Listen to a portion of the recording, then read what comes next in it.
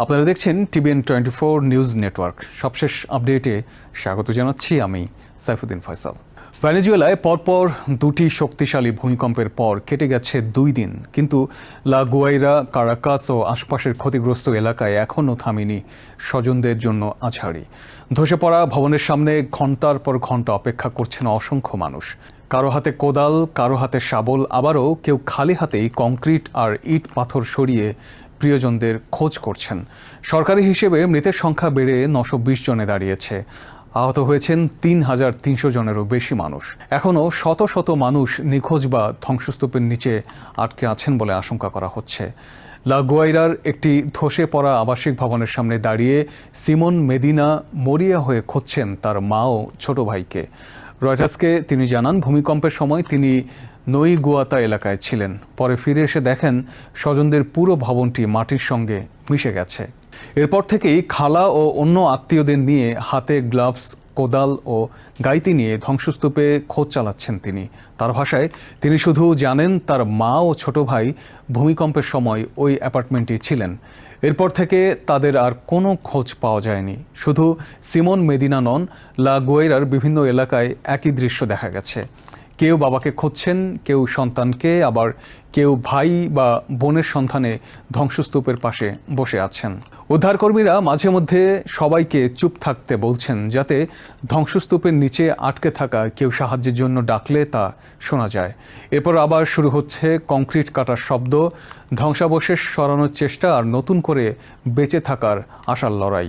কারাকাসের হাসপাতালগুলোর চিত্র কম হৃদয় বিদারক নয়। হাসপাতালের দেয়ালে টানানো আহত ও নিহতদের তালিকার সামনে ভিড় করছেন স্বজনরা।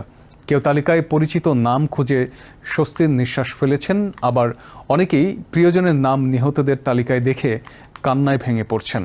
অনেক রোগীকে অ্যাম্বুলেন্সের অভাবে ব্যক্তিগত গাড়ি কিংবা পিকআপ ভ্যানে করে হাসপাতালে আনা হচ্ছে।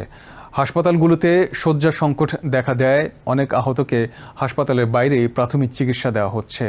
লা গুয়াইরার 17 বছর বয়সী হুয়ান ডেভিড আর্সিয়া জানান, তিনি 21 ঘন্টা ধ্বংসস্তূপের নিচে আটকে ছিলেন। তার 2 পায়ের হাড় ভেঙে যায়। নিচে আটকে থেকেও তিনি মায়ের চিৎকার শুনতে পাচ্ছিলেন এবং বারবার তাকে সাহস ধরে রাখতে বলেছিলেন। গভীর রাতে চারপাশের আর্তনাদ ধীরে ধীরে থেমে গেল। কয়েক ঘন্টা পর উপরে মানুষের চলাফেরার শব্দ শুনে তিনি জোরে চিৎকার শুরু করেন। সেই শব্দ শুনেই প্রতিবেশীরা তাকে ও তার মাকে জীবিত উদ্ধার করেন। উদ্ধার কাজে বড় বাধা হয়ে দাঁড়িয়েছে ভেনেজুয়েলার সীমিত অবকাঠামো ও সরঞ্জামের সংকট।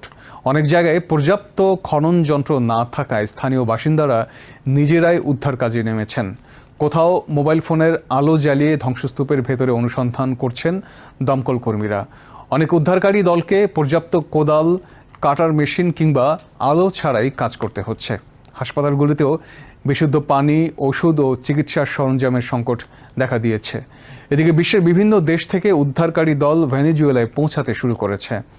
America, Mexico, El Salvador, Switzerland, Spain, Colombia, Ecuador সহ বিভিন্ন দেশের বিশেষজ্ঞরা প্রশিক্ষিত উদ্ধারকারী কুকুর, ড্রোন, তাপ শনাক্তকারী যন্ত্র এবং ভারী উদ্ধার সরঞ্জাম নিয়ে ধ্বংসস্তূপে জীবিত মানুষের সন্ধান চালাচ্ছেন। আমেরিকা অতিরিক্ত উদ্ধারকারী দল, সামরিক পরিবহন বিমান, হেলিকপ্টার এবং $150 মিলিয়ন মানবিক সহায়তা ঘোষণা করেছে। তবে উদ্ধার অভিযানের পাশাপাশি নতুন উদ্বেগ হয়ে দেখা দিয়েছে 300টিরও বেশি আফটার শক। নতুন করে ভবন ধসে পড়ার আশঙ্কায় হাজারো মানুষ বাড়ি ফিরতে সাহস পাচ্ছেন না। তারা পার্ক, স্টেডিয়াম, খেলার মাঠ, মহাসড়কের পাশে কিংবা অস্থায়ী আশ্রয়কেন্দ্রে রাত কাটাচ্ছেন। অনেকে বলছেন, মাথার উপর ছাদ থাকার চেয়ে খোলা আকাশের নিচে থাকা এখন তাদের কাছে বেশি নিরাপদ মনে হচ্ছে। বিশেষজ্ঞদের মতে, দীর্ঘদিনের অর্থনৈতিক সংকট, দুর্বল স্বাস্থ্যসেবা, জরুরি সেবার সীমাবদ্ধতা এবং অবকাঠামোর অবনতির কারণে এই ভূমিকম্পের ক্ষয়ক্ষতি আরও ভয়াবহ আকার ধারণ করেছে। আন্তর্জাতিক সহায়তা পৌঁছাতে শুরু করলেও ধ্বংসস্তূপের নিচে আটকে থাকা মানুষদের জীবিত উদ্ধারে প্রতিটি ঘন্টাই এখন অত্যন্ত গুরুত্বপূর্ণ।